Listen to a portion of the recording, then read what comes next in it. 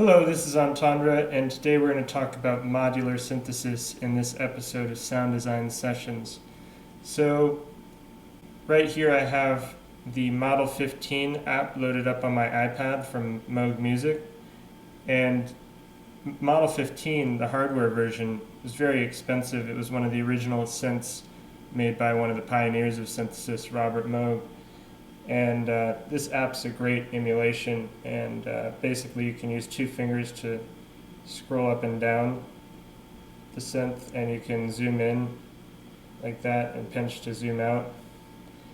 And it just gives you a whole modular setup right here in your iPad. So you can also save presets, which you couldn't do on the original. If I play a note with this new preset, which you get by going here and saying new preset, you can see this orange exclamation come up, and that means nothing's routed to the output. There's no sound. So if I want to remedy that, I actually have to route one of these cables by dragging, and you can see everything else dims out that you can't plug it into.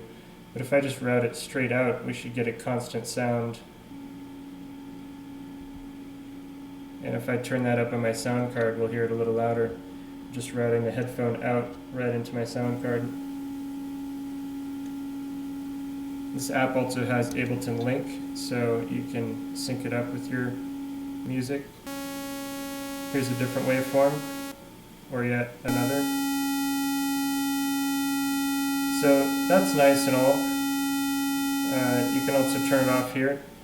So what if you want to actually control it with your keyboard instead of just having a constant note?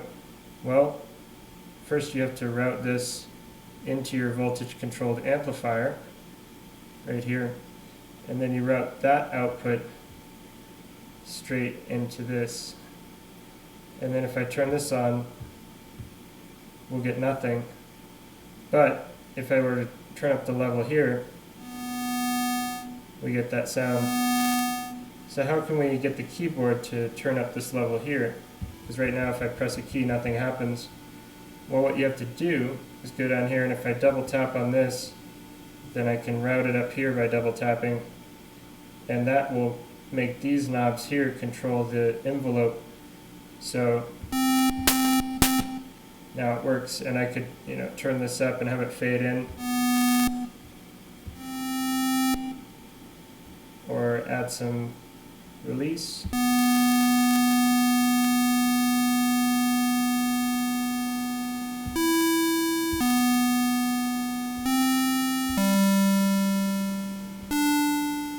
So that's cool.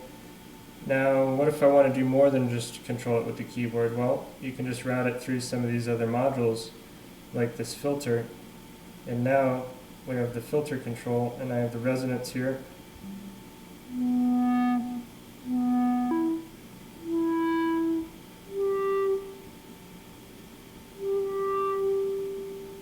You can change this.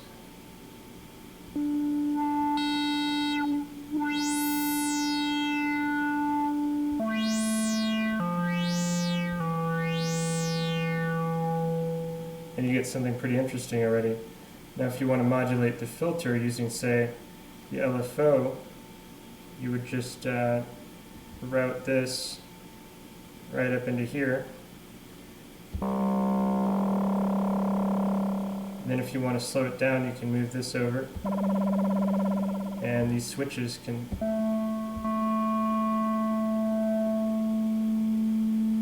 take it out of different modes.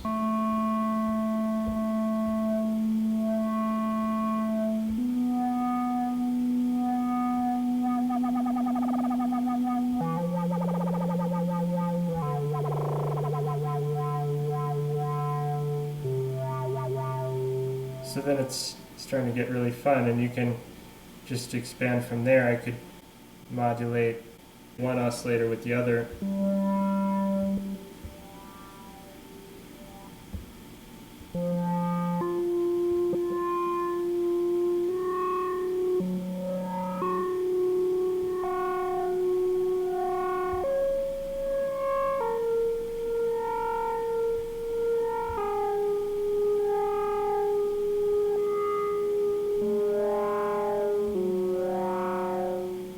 get really experimental, and I don't have time to go into all of the modules of this synth, but depending on how you route things, you're going to get very different results and sounds that nobody's ever heard.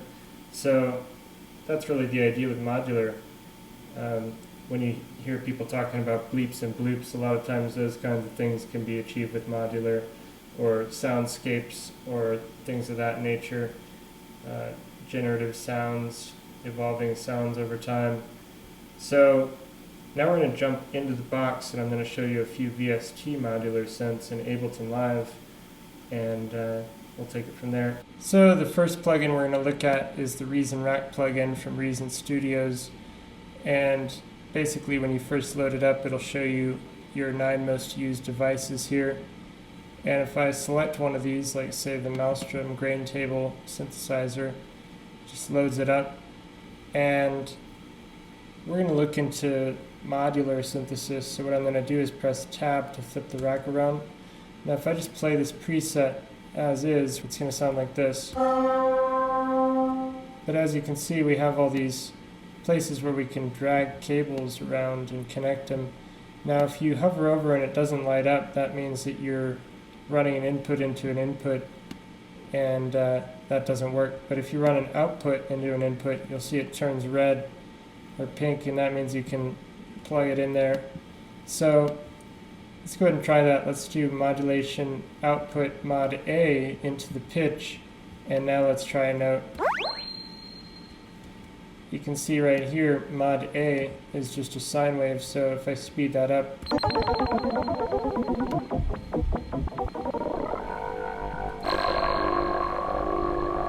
it gets really weird at higher rates too, because it goes into audio rate world and that gets crazy. And we could also try mod B on something like say the index, and that's moving this around to kind of move through the wavetable or wavetables. So we could select different wavetables here, and we can adjust the depth of either of these.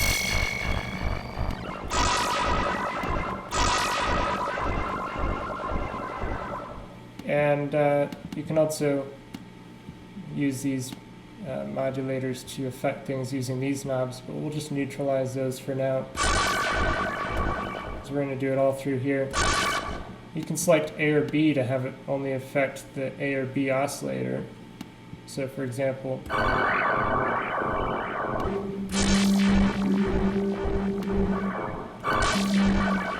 or both in the middle. So hitting tab flips it back around again, and of course we can add other devices like say another external LFO, and we could route that to control whatever we want, say shift, or the let's see, we could control anything really.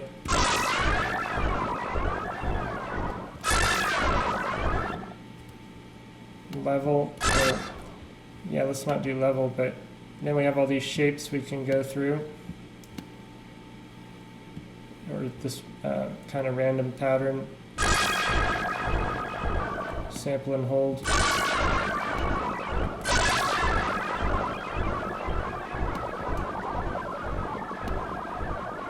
And we could try this modulation amount.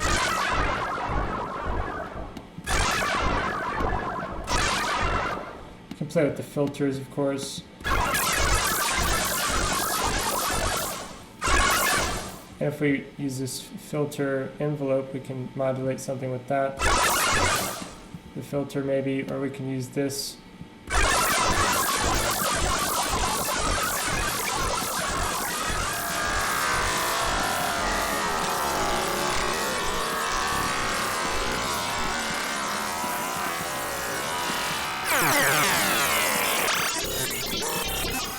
Can change the level there of the modulation.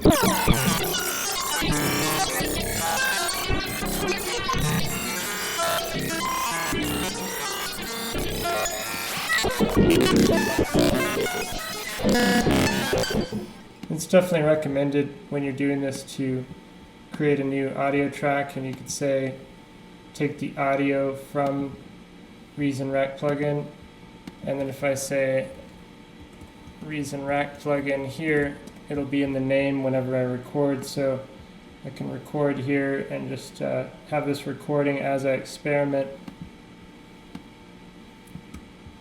And let's just hold command so we can record, enable that. And now we should be able to play while it's recording.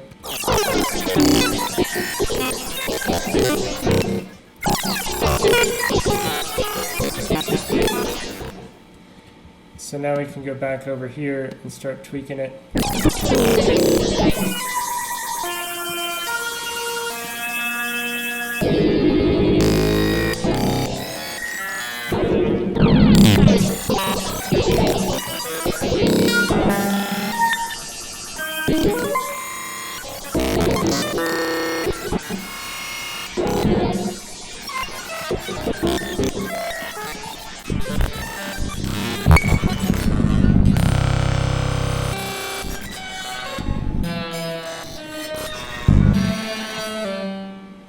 And that's just 2 devices, so just imagine what you could do.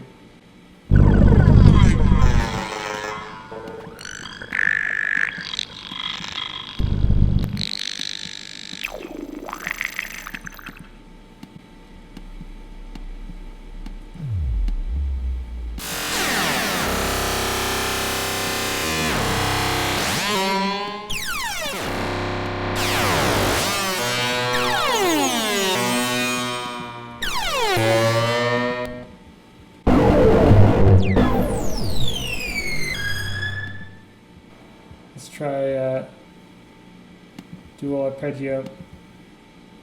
We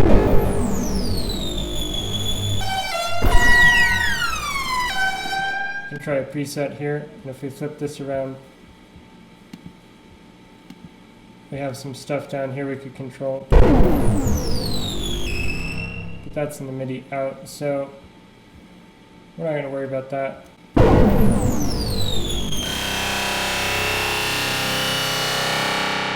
Of course, it'll change it because of the rhythm that it's playing, so it's still a module. It doesn't have to be connected with CV to be a module, but just another example. We can also try something like computer bassline.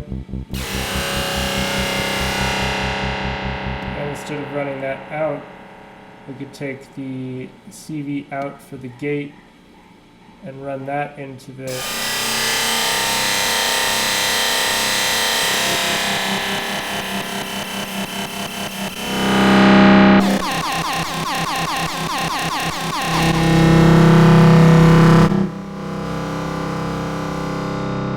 gotta be careful because it can easily get out of hand. But now I have patterns here I can switch between. We could load up a preset, so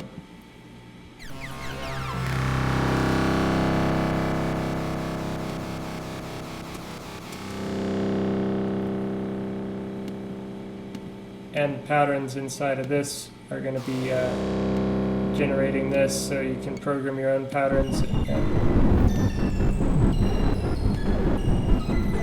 randomize them.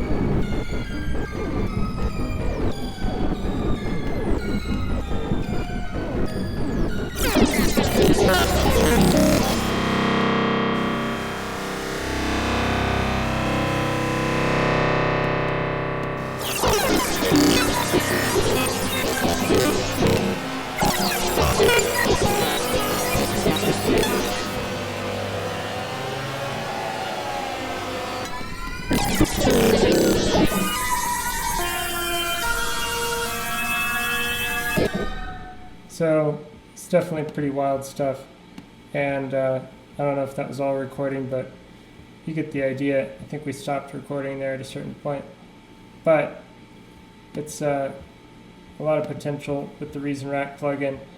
Next up, we're going to take a look at Zebra 2, and let's open that up, and we can go ahead and check out a couple presets. But if you go to the synthesis section, you can see how things are routed, and it's all modular here. You can select different stuff.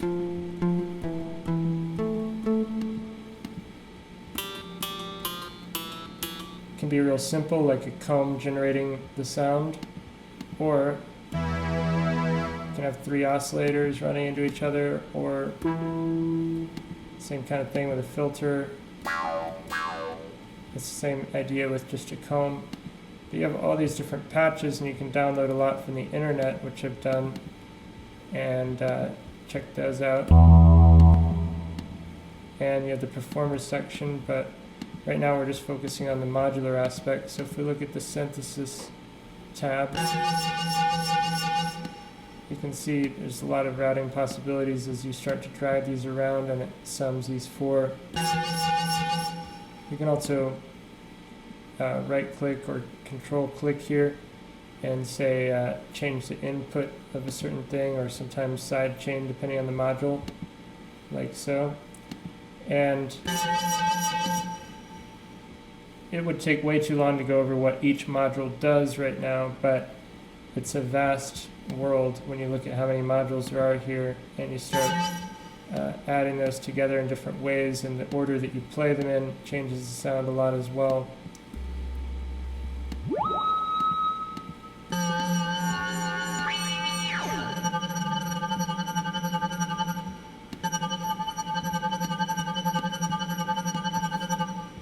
And then you can, of course, modulate stuff by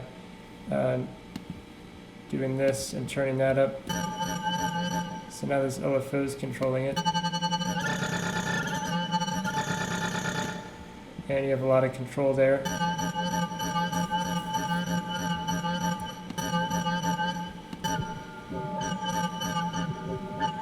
So you can get a lot of really unique sounds with modular synthesis.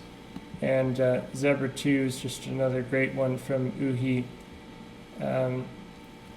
Highly recommend. So next up we're going to check out another one from Uhi, and that's Beatzille. And this is the free version. And if I go up here, you can check out presets there, or you can also go to different banks here and say initialize a preset. And basically it works the same way. You just drag these red ones to the white ones or silver ones, and it'll change your sound in different ways. Not always, but if you know what you're doing, it will. And you know, you just have to be aware of what the input is and what it's being fed into and how it's going to affect your sound. But over time you'll learn. You just got to experiment and explore. So if I just play a note here, let's move over to this one. So if I just play a note here, it's just a basic sawtooth wave. But if I say, let's find LFO1's output and connect that to this tuning and then turn that up. And now you can see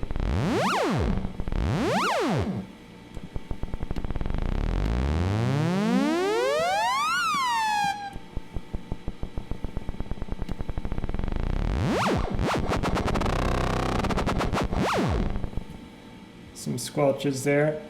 And you can also change your wave here.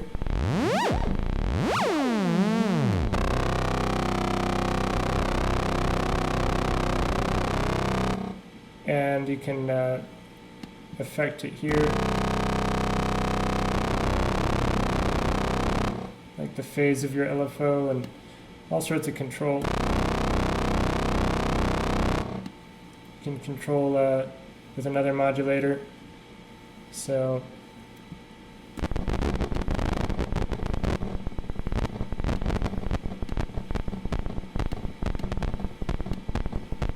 it gets pretty nuts.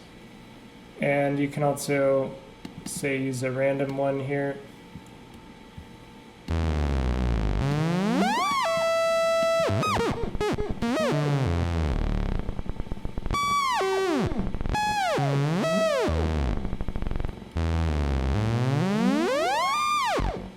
And if we control the filter here and the resonance with another one,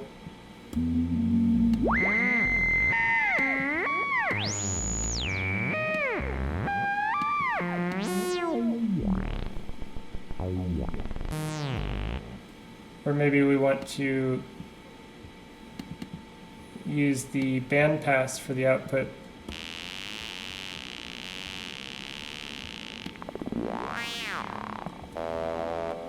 And instead of this pattern, we want to use maybe this one.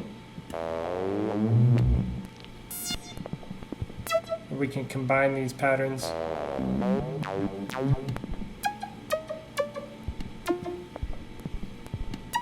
Or take that one off.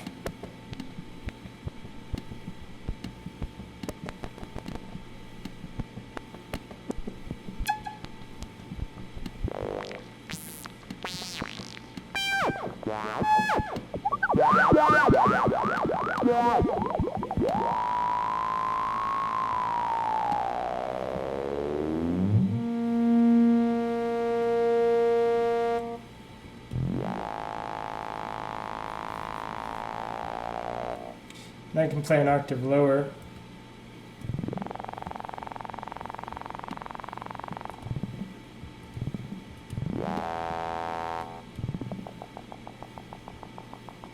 Get some interesting popping effects.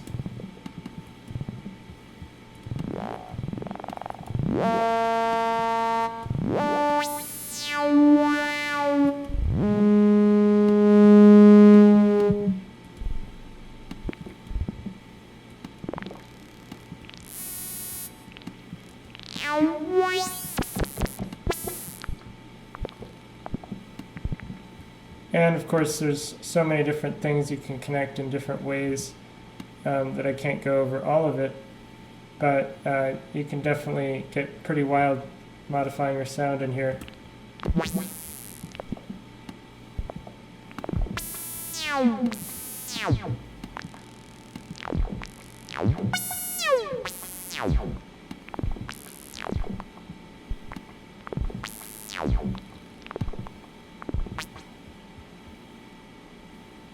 Yeah, it's endless, really.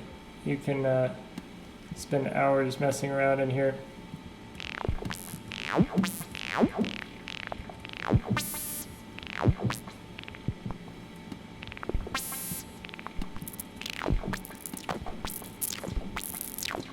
You can feed this noise out and control stuff as well.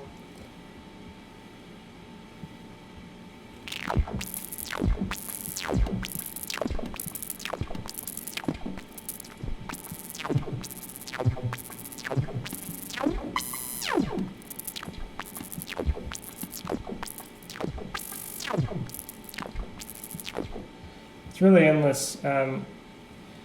Just keep exploring and you'll discover more and more about how it works, and you can route all this stuff and have it kind of morph between different settings of stuff here, which is really interesting, and send those signals of this part sequencing to different stuff. So let's see.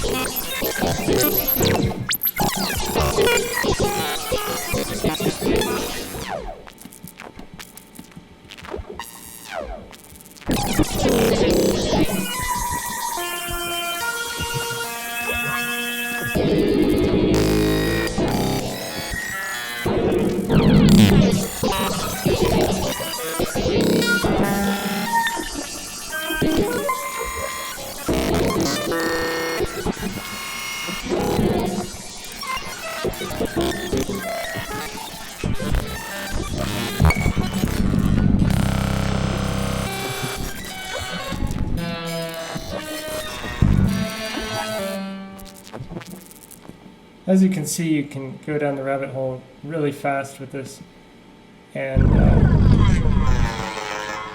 whoa, what the hell? Oh, that's just playing back there. Yeah, find some stuff that you would have never expected. So, like that. But let's check out Massive X now.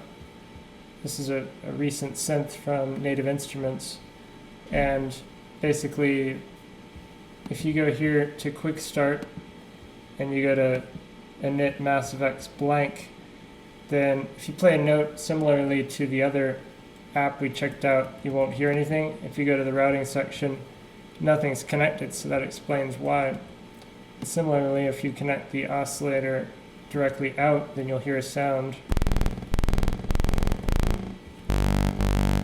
And if you route it into, say, this A, then it's going to go through right here. And you could say distort the sound before it goes out using this folder.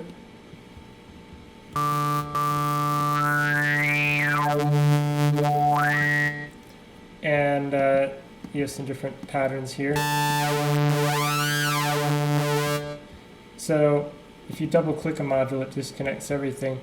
Your signal is basically just flowing left to right here. So if I run oscillator 1 into this filter, and then run the filter into this folder, and then run it out, then we can select a filter here.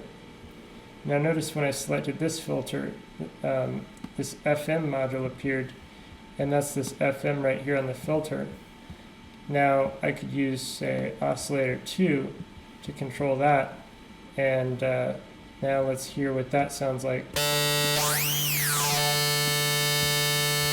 So oscillator 2 is not affecting the filter right now because it's turned down right here. So if I turn that up, and then let's turn this down and slowly introduce it.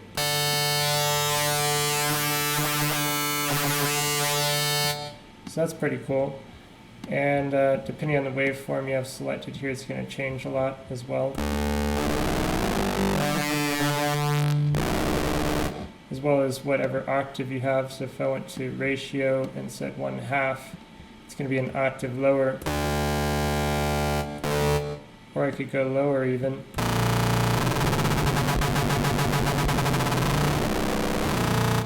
And that goes back to FM that we covered in a previous video of sound design sessions, but in this episode we're focusing on modular.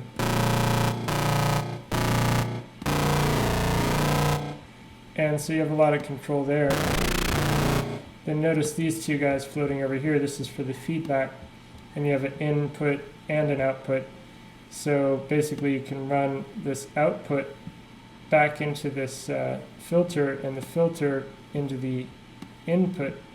And now if you turn up this feedback slowly, it's going to create a feedback loop. So that can be dangerous, so be careful, but it can also lead to some cool results.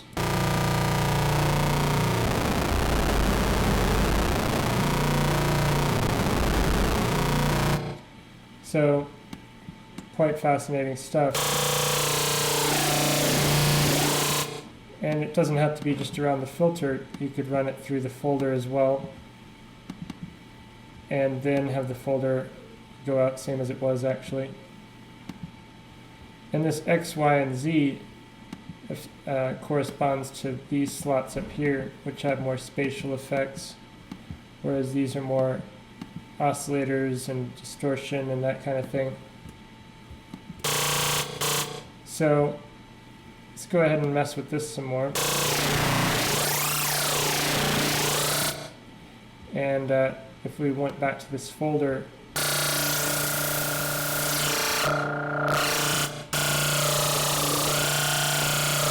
now it's part of the feedback loop, so sounds a little different than if I just had the filter going into here. Not much, but a little.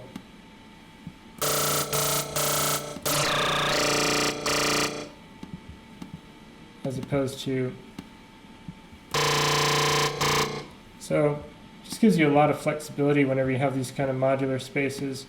You also have this phase modulation, so I could drag oscillator 2 into the phase modulation, and then if I turn this on here, I can use the auxiliary, which is what we just ran into, on either of these or both of them.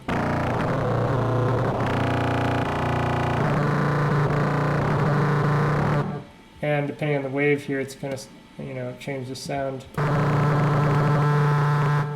and the octave or the frequency.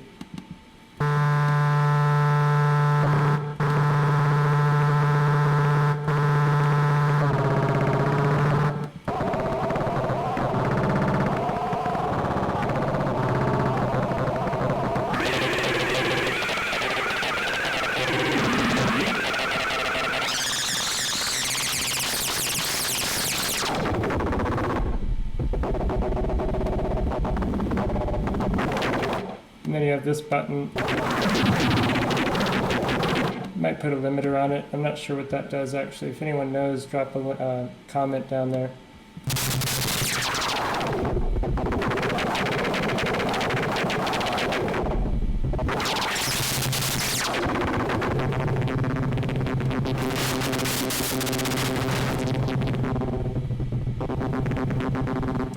Yeah, you can get tons of crazy sounds, and I haven't even gotten into these noise oscillators yet, where you can actually take modulation input, whatever you want, and use that as part of your signal flow. So we could use, say, the performer and get some weird stuff in our signal flow.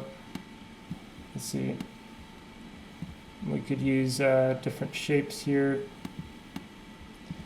sizes of notes, get some cool rhythms.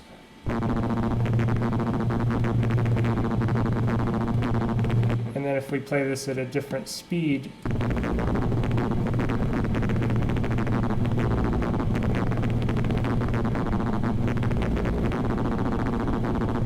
now that's going straight into the output. But I could also use this to, I could use it to do whatever. We could have it go into the feedback and into this phase modulation.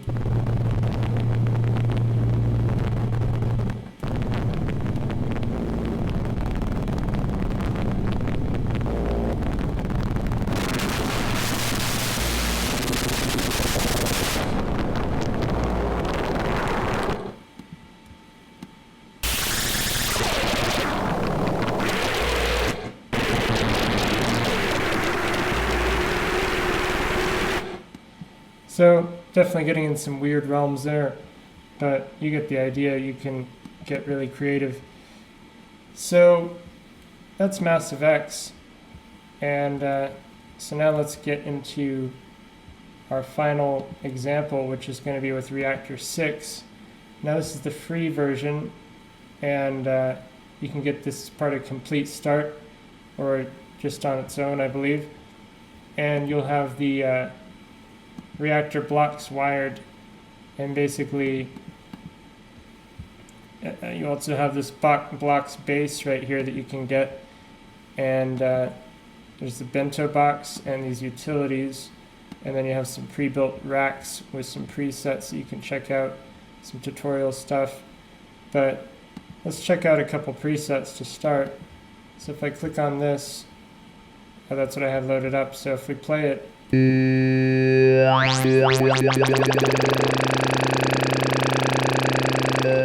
can see all the patch cables connected up here, very similarly to what we were looking at before, and you can just kind of click and drag them wherever you want. And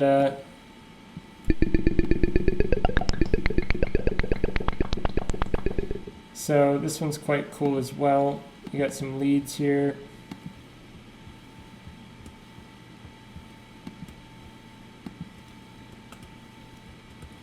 And you also have these presets for these different ensembles or instruments that you can switch between.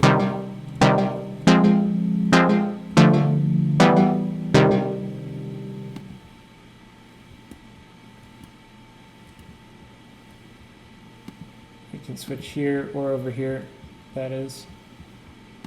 And some of them are real simple, some of them are a bit more complex, like this one. But you can also go into this patching view right here if you click here, and you can see all the connections there and scroll around and move these around. You can delete them or whatever. You can also click on these headers and delete them, and you can drag stuff in from, say, the bento box like this, and just connect it up however you want. And so let's see, let's go ahead and try creating a little patch from scratch and see how far we get. Let's go ahead and do a file new rack.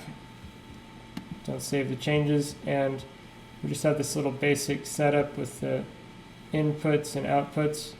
And so if I go ahead and drag an oscillator here after the note in, then I can go ahead and have the note in trigger the oscillator.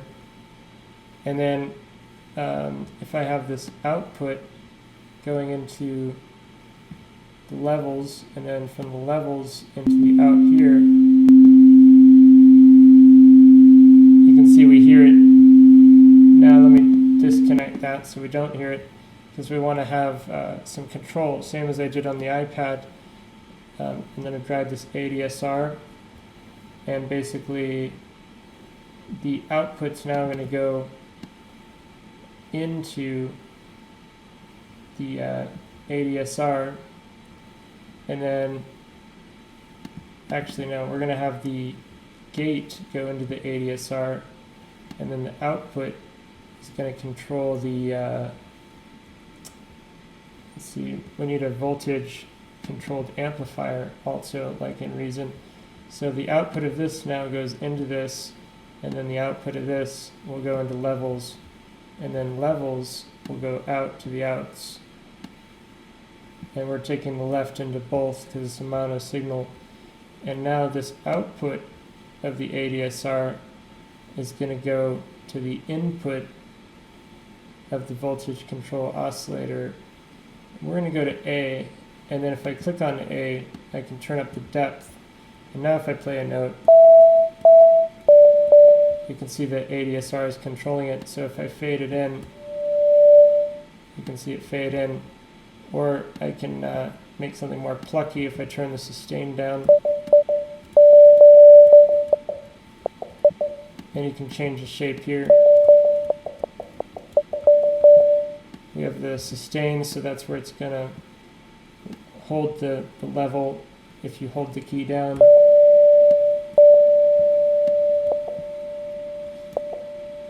So I can have a plucky beginning and then a longer sustained, maybe quieter sound.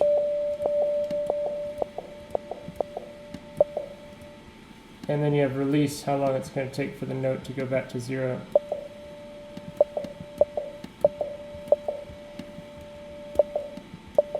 So that's your basic example.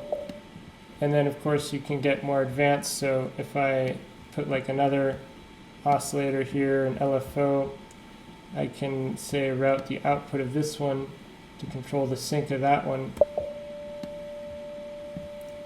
the pitch to control the pitch. Yeah, so if we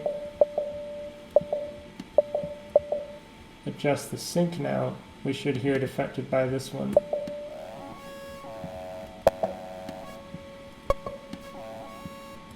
And if I change the pitch here,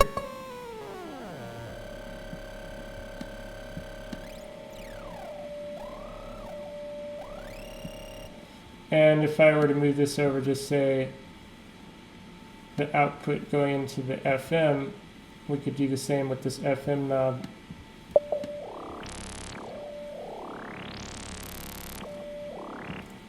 And then you have stuff like a sequencer here. So you can have the output of the sequencer triggering the envelope. And then the gate here can trigger the sequencer. And so that's one way to do it. So every time I press a key, it's moving through a different step here.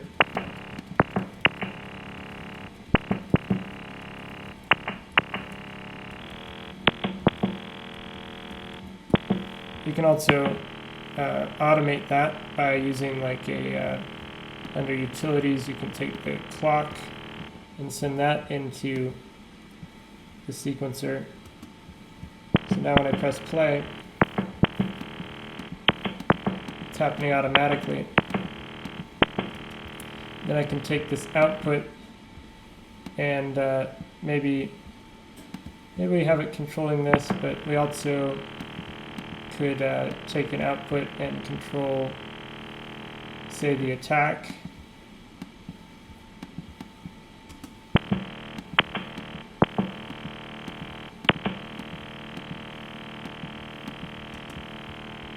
There's a lot of power here.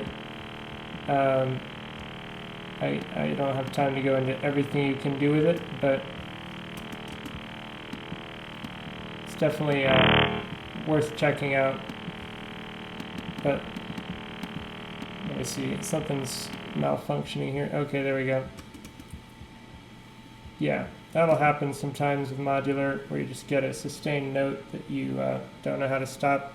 So that's why you'll see like panic buttons on things, or just be ready to turn down your volume if something gets out of control, and have fun exploring.